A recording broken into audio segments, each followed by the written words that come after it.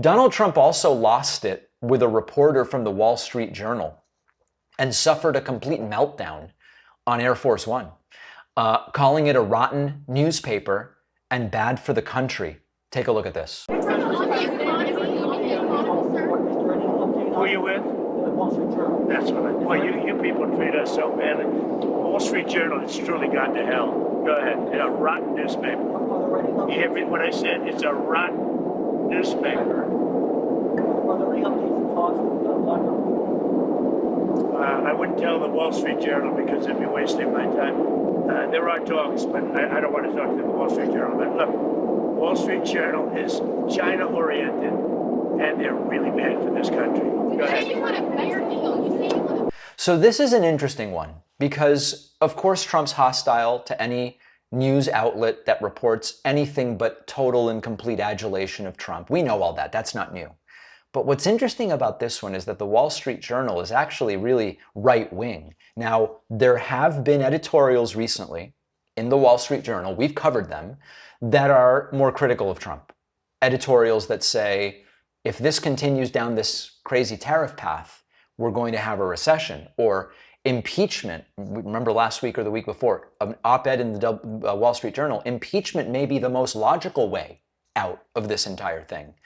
But the Wall Street Journal is still part of News Corporation and is still a right-wing publication. But that's not enough. It's simply not enough for Trump. And I guess Trump is still upset to some degree with the Wall Street Journal for their reporting on his accolades with Stormy Daniels. Now, maybe more interestingly, during this little stand-up mini press conference on Air Force One, Trump talked once again about China ripping us off. And he raises Richard Nixon. And this is a very interesting thing because it shows, again, if you zoom out, he has no idea about the economic history of this country, which is critical to understand if you want to know how we got to where we are. Let's take a look at this, then we'll talk about it.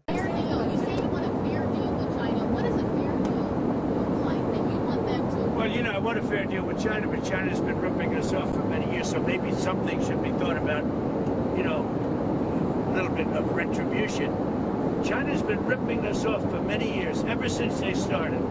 To me, I think it was the worst thing that Richard Nixon ever did. And it was Nixon, you know, he's the one that got it started. And they've taken advantage of it. So Trump still doesn't know how tariffs work. Fine. In the 1970s, Richard Nixon worked with China to shift the balance of power during the Cold War. And it wasn't just about trade, it was really about weakening the Soviet Union and giving the United States more global leverage. But what happened was that over time, the relationship grew. And China joined the World Trade Organization in 2001. American companies took advantage of cheap manufacturing. American consumers got cheaper products. Corporations made profits. It wasn't a scam, it was the plan. And this is why it's so important to understand the history of this. We as a country decided, and when I say we as a country decided, I don't mean Reagan said, we now offshore and get cheap crap from China. It wasn't like that. But what I mean is that if you go back to the 70s and push forward, it's little decision after little decision after little decision not to punish the offshoring of labor, not to strategically tariff incoming products. We built an economy through cumulative hundreds or thousands of little decisions. We built an economy that is based on preferring cheap stuff from overseas, cheap because labor is cheaper, rather than manufacturing here and paying more. Some jobs moved overseas, that's true.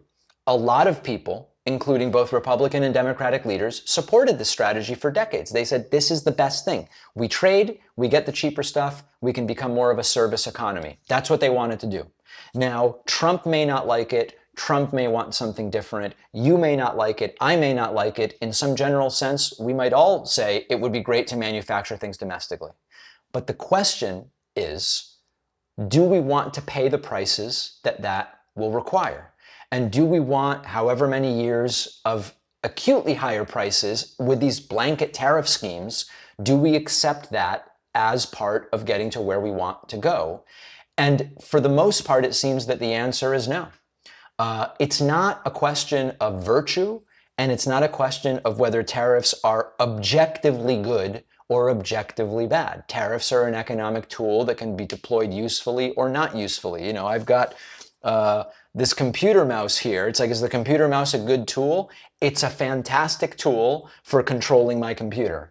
It's a terrible tool if I'm trying to make a beef Wellington, unless I'm using the mouse to find the recipe, I guess. But you get the point here.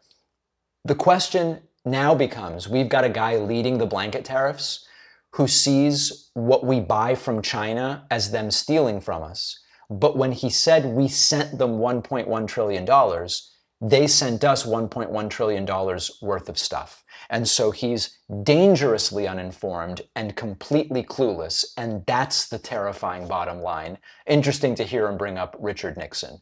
On the bonus show today, Donald Trump is announcing 100% tariffs on movies produced in foreign lands. Okay.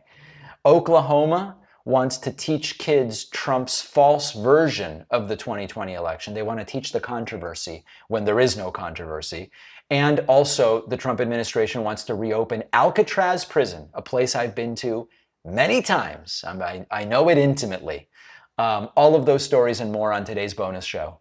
Sign up at joinpacman.com. After researching, writing, refining, The Echo Machine, my book, is finally out. This is not just a book about how American politics got so broken. It's also about what's happening right now and what we can still do to stop things from getting worse. Trump's been back in power.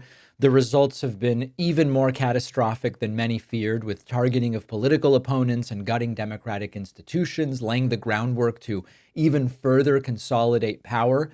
But the thing is that none of this is inevitable. The same forces that brought us here can be countered if we understand how they work and what to do about them. And that's what the Echo Machine is all about. Some say that without corporate media backing, books like this can't succeed.